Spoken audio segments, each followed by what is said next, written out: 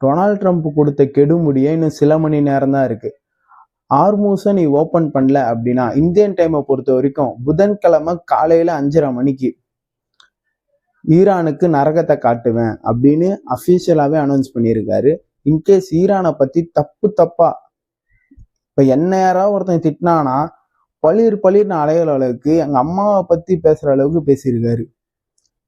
எனக்கு புரியாத ஒண்ணு, அவன் நியூக்ளியர் மிசைலை அவன் சேஃப்டிக்காக கிரியேட் பண்றான்.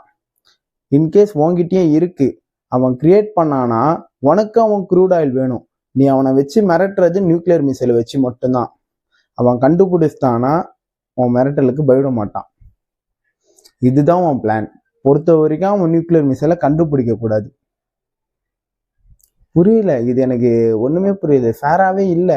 அவன் நாட்டுக்கு அவன் தேவைக்கு அவன் கிரியேட் பண்றானா, உன் நாட்டுக்கு நீ கிரியேட் பண்ணி வச்சிருக்க. ஆனா அவன் கிரியேட் பண்ணவே கூடாது, அவன் நமக்கு அடிப்பணிய மாட்டான் அப்படின்ற மைண்ட் செட்ல இன்னும் சில பேர் இருக்காங்க. எவ்வளோ ஜென்ரேஷன் மாறினாலும் இன்னும் இந்த ஜென்ரேஷன் இன்னும் மாறல.